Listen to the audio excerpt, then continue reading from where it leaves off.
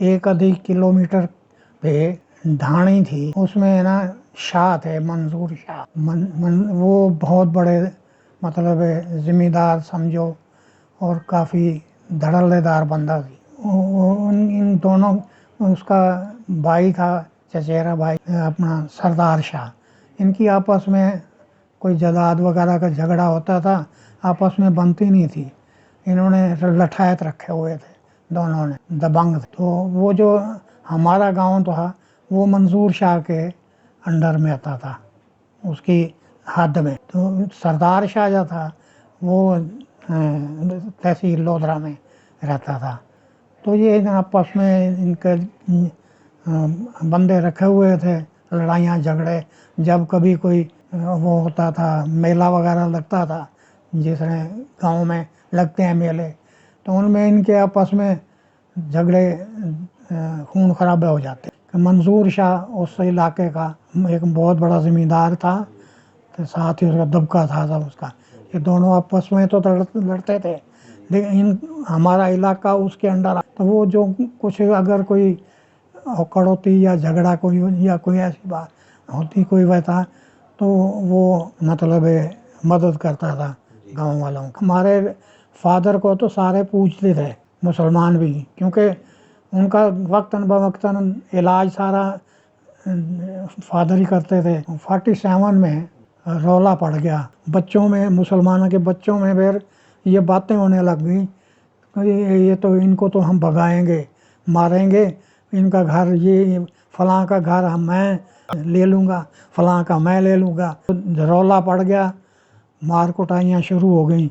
मेरी मदर मुल्तान रह गई और हम पाकिस्तान मीरापुर रह गए, मैं और मेरे पिताजी। अटैक ज़बरदस्त होएगा। तो मंसूर शाह ने हमें मैसेज भेजा पंचायत को कि आप ऐसे करो, क्योंकि आप मारे जाओगे, ऐसे करो।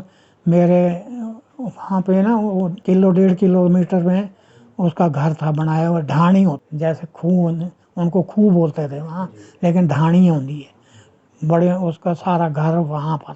तो उसने ये कहा कि भाई आप ऐसे करो, जो कुछ आप उठा सकते हो, जो कुछ लेकर ना, तो मेरे घर आ जाओ अगर बचना है तो, क्योंकि और कोई रास्ता है नहीं। उनका संदेशा पहले भी आ गया था, जिस रात को अटैक हुआ ना, वो दिन को पहले भी आ गया था, क्योंकि वो दबंग था ना, डर था गांव वालों को। तो भाई वो गांव वाले ये सोच रहे थे कि हमें लिए वहाँ इकट्ठे हो के मार मूर देगा, या चलो अगर वो बुला रहा है, पता नहीं क्या उसके मन में है, चलो जो कुछ उठाना था उठू के ढाणी पे चले गए सारे गांव वाले हिंदू। उस बेचारे ने एक हाल कमरा था उसके पास, उसने हमें कह दिया कि इस कमरे में आप बैठो, अपना खाओ पियो, जो कुछ करना कर।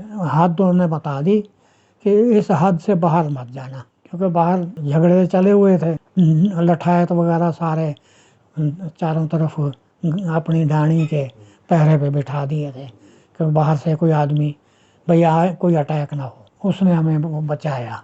तीसरे दिन जी वो आ गई अपना पुलिस और मिलिट्री के, चलो जी गाड़ी तैयार है हिंदुस्तान के लिए। हम जाना नहीं चाहते थे, हमने कहा नहीं हम तो नहीं जाते भैया, हम नहीं जाना, नहीं छोड़ना। मगर उन्होंने हमें ज़बरदस्ती बंदूकें दिखा दो के घरों से निकाला। अपना शुभ नाम बताइए। कृष्ण लाल शर्मा, सन ऑफ रामचंद, पंडित रामचंद शर्मा। दादाजी का नाम पंडित जमन लाल जी, माताजी का नाम श्रीमती ईश्वर देवी। इस वक्त हम चंडीगढ़ में सेक्टर 609 नंबर में है। बंटवारे से पहले आपका इलाका कौन सा था जी? कौन सा गांव था, कौन सा शहर था? वही कह रहे हैं कि मीरापुर था गांव, तहसील लोधरा थी, जिला मुल्तान, और आसपास 2 गांवों से बिहारी वाला और मुंशी वाला। मेरा जन्म 1932। बंटवारे के समय आप कितने साल? 15-16 साल। गांव में महते रहते थे, मैं रोड़ा समझो हिंदू हैं। गांव में तकरीबन 25 एक घर थे, वो सारे अपने ही थे, महते वगैरह थे। 3 घर जो थे मुसलमानों के थे, वो सिर्फ बाहर की साइड पे। आबादी तो अंदाज़ा लगा लो 200-300 होनी है। हमारा पेशा जो था ना, वो प्रहोती का था, फंडताई का। वो जो आसपास के दो गांव थे ना, मुंशी वाला और बिहारी वाला और मीरापुर, जहाँ हम रहते थे, ये तीनों गांव हमारे प्रहोती थे। फादर मेरे वैद्य था और कोई डॉक्टर वगैरह नहीं था, तो आसपास के लोग जो थे ना वो सारे इलाज करवाने मेरे फादर के पास ही आते थे। तो हमारा गांव जो था उस 1 अधिक किलोमीटर पे ढाणी थी, उसमें ना शाह थे, मंजूर शाह। वो बहुत बड़े मतलब जिम्मेदार समझो और काफ़ी धड़ल्लेदार बंदा थी। इन दोनों, उसका भाई था चचेरा भाई अपना सरदार शाह। इनकी आपस में कोई जायदाद वगैरह का झगड़ा होता था, आपस में बनती नहीं थी। इन्होंने लठायत रखे हुए थे दोनों ने, दबंग थे। तो वो जो हमारा गांव था वो मंजूर शाह के अंडर में आता था, उसकी हद में। तो सरदार शाह जो था वो तहसील लोधरा में रहता था। तो ये आपस में इनके बंदे रखे हुए थे, लड़ाइयाँ झगड़े। जब कभी कोई वो होता था, मेला वगैरह लगता था, जिसमें गांव में लगते हैं मेले, तो उनमें इनके आपस में झगड़े, खून खराबे हो जाते। पार्टीशन से पहले चौथी जमात तो मीरापुर में कंप्लीट की थी। वहाँ कोई सरकारी मदरसा नहीं था, सरकारी स्कूल नहीं था। पंचायत ने एक मुंशी रखा हुआ था, वही 4 जमातें जो है उर्दू और हिसाब, वो 4 जमातें वो पढ़ाता था। 4 जमातें पढ़ने के बाद मदरसा था, स्कूल था, तो उसमें सभी बिरादरी के बच्चे पढ़ते थे या सिर्फ हिंदू? हिंदू थे सारे, मुसलमान नहीं। मुसलमान जो थे ना वो मुजाहरे थे हिंदुओं के। इनके पेशा जो था हमारे मैतों का, ये सारे एग्रीकल्चर, ज़मीनें वगैरह, साथ ही थोड़ा मोटा व्यापार भी होता, दुकानें, 1-2 दुकानें भी थी। 4 जमातें पास करने के बाद तो हमारा घर जो है मुल्तान में भी था, नान का घर था। मुल्तान में मोहल्ला तम्बाकू वाला कहलाता था। वो मोहल्ला तम्बाकू वाला इनसाइड पाक गेट, वहाँ वो हमारा घर था, 3 मंजिला। वो अभी अभी हमने मीरापुर में भी और मुल्तान में भी 1945 में दोनों घर दोबारा बनवाए। मीरापुर में तो हमारा बहुत बड़ा घर था, उसमें 6-7 दरवाजे थे बाहर जो वेड़े में निकलते थे। उसमें ये था कि 2 पींगे डालते थे, लड़कियां औरतें आती थी, गर्मी बहुत पड़ती थी, जो पींगे डाल लेते थे, ऐसे लंबाई में था। उसको सुफा बोलते थे। उसमें एक साइड पे सारे लेडीज जो है ना अपना गांव के, गर्मी होती थी बहुत, दोपहर को सारी हमारे घर आ जाते थे, वहीं अपना बातें करनी, बच्चों ने खेलना भी, गीटे गूटे खेलती थी लड़कियां। और औरतें जो हैं वो यंग जी होती थी, वो तो पींग डाल लेते थे, झूले कर लेते थे।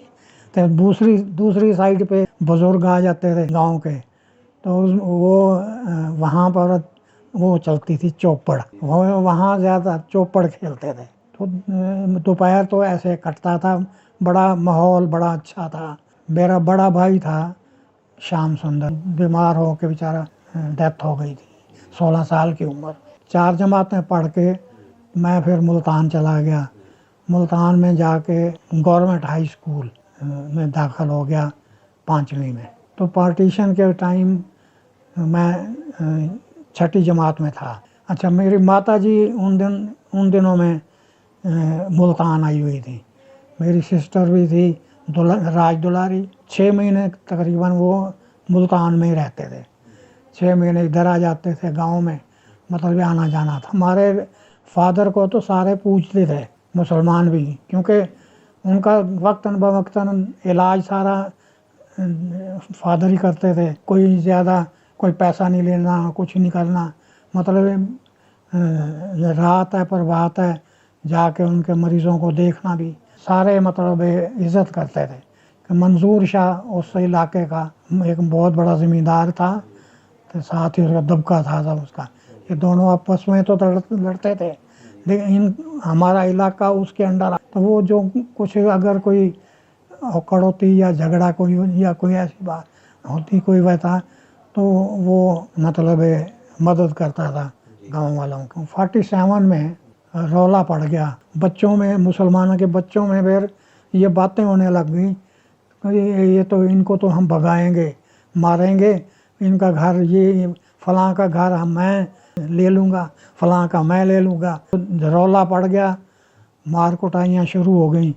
मेरी मदर मुल्तान रह गई और हम पाकिस्तान मीरापुर रह गए, मैं और मेरे पिताजी गांव में थे और माताजी वहाँ मुल्तान में। मिल नहीं सके, काफ़ी कोशिश की कि भाई किसी तरह भाई उनको यहाँ ले आएँ या हम वहाँ, क्योंकि वो सुनते थे ना गाड़ियों में उतार के मार रहे थे, मार कुटाई चल रही, तो डर के मारे कोई बाहर निकलता नहीं था। अब गांव के आसपास तो फादर को जानते थे, लेकिन दूर दूर तो कोई नहीं ना जानता था, गाड़ी में ये ट्रेन में या जो भी है। पार्टीशन के बाद हम बिखर गए।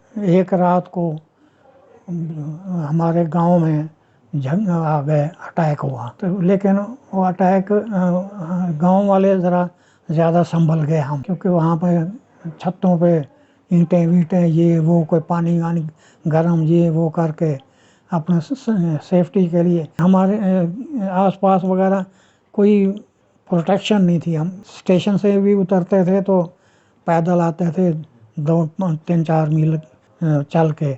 उस रात आ गए, लेकिन वो कम थे, गाँव वाला ने भगा दिया। दूसरे दिन सुबह पंचायत इकट्ठी हुई, सोचा भी अब अच्छा, वो जो दोनों मंजूर शाह और सरदार शाह, ये आपस में दुश्मनी थी उनकी, तो सरदार शाह जो था वो हमारे गांव का एक संगत दुश्मन था, और वो उस सरदार शाह और उसका लड़का जिंद वड्डे शाह ये ज़्यादा कंट्रोल कर रहे थे राइट्स वगैरह। तो हम फिर सारे बरादरी इकट्ठी हुई, सोचा भाई रात को तो चलो हो गया, लेकिन दूसरी रात को हम नहीं बचे, क्योंकि सरदार शाह ने, मंजूर शाह ने मतलब अटैक ज़बरदस्त होएगा। तो मंजूर शाह ने हमें मैसेज भेजा पंचायत को कि आप ऐसे करो, क्योंकि आप मारे जाओगे, ऐसे करो, मेरे वहाँ पे ना वो 1-1.5 किलोमीटर में उसका घर था बनाया हुआ, ढाणी होती थी, जैसे खूह, उनको खूह बोलते थे वहाँ, लेकिन ढाणी होती है बड़े, उसका सारा घर वहाँ पर। तो उसने ये कहा कि भाई आप ऐसे करो, जो कुछ आप उठा सकते हो, जो कुछ लेकर ना, तो मेरे घर आ जाओ अगर बचना है तो, क्योंकि और कोई रास्ता है नहीं। उनका संदेशा पहले भी आ गया था, जिस रात को अटैक हुआ ना, वो दिन को पहले भी आ गया था, क्योंकि वो दबंग था ना, डर था गांव वालों को। तो भाई वो गांव वाले ये सोच रहे थे कि हमें लिए वहाँ इकट्ठे हो के मार मूर देगा, या दोबारा उसने फिर बंदा भेजा, उसने कहा आप डरो मत, मेरे घर आ जाओ अगर बचना है था। लेकिन अब क्योंकि मरता क्या ना करता, कोई आसपास कोई प्रोटेक्शन थी नहीं, कोई पुलिस नहीं थी, या कोई कुछ, या कोई ऐसी थी नहीं, और तो सब ने सोचा भी मरे तो पड़े हैं, चलो अगर वो बुला रहा है, पता नहीं क्या उसके मन में है, चलो जो कुछ उठाना था उठू के ढाणी पे चले गए सारे गांव वाले हिंदू। उस बेचारे ने एक हाल कमरा था उसके पास, उसने हमें कह दिया कि इस कमरे में आप बैठो, अपना खाओ पियो, जो कुछ करना कर। हद उन्होंने बता दी कि इस हद से बाहर मत जाना, क्योंकि बाहर झगड़े चले हुए थे, लठायत वगैरह सारे चारों तरफ अपनी ढाणी के पहरे पे बिठा दिए थे कि बाहर से कोई आदमी भाई आए, कोई अटैक ना हो। उसने हमें बचा के रखा, और 15 दिन उसने हमें अपने पास रखा, और उसके पास प्रेशर पड़ने लग गया, क्योंकि सरदार शाह जो था वो तहसील में था, उसके एहलकार वगैरह वाकिफ़ थे, उधर पुलिस वगैरह ये सारे मिलिट्री, वो लोधरा से तहसील से लोग आने शुरू हो गए, भाई इनको निकालो। मतलब 15 दिन तो टालता रहा, पहले ये भी कह दिया कि मैंने उनको सबको मुसलमान बना दिया है, ये है वो है। मतलब जब ज़्यादा प्रेशर पड़ने लग गया, फिर जब सर से ऊपर पानी पड़ गया, 15 दिन के बाद उसने फिर बताया, मंजूर शाह ने, उनका ऐसे है मेहता साहब, अब मेरे सिर से ऊपर है हो गया। मैं जितनी मदद कर सकता था मैंने की। हाँ, आप मुझे ये बता दो, आपने जहाँ जाना है वो मेरी जिम्मेवारी है, मैं वहाँ आपको पहुँचा दूँ। फिर सारे पंचायत ने सारी सलाह की, भाई हमें नज़दीक वही लोधरा था, लोधरा में इनकी रिश्तेदारी भी थी लोगों की, तो हमने उसका कहा भी लोधरा हमें पहुंचा दो।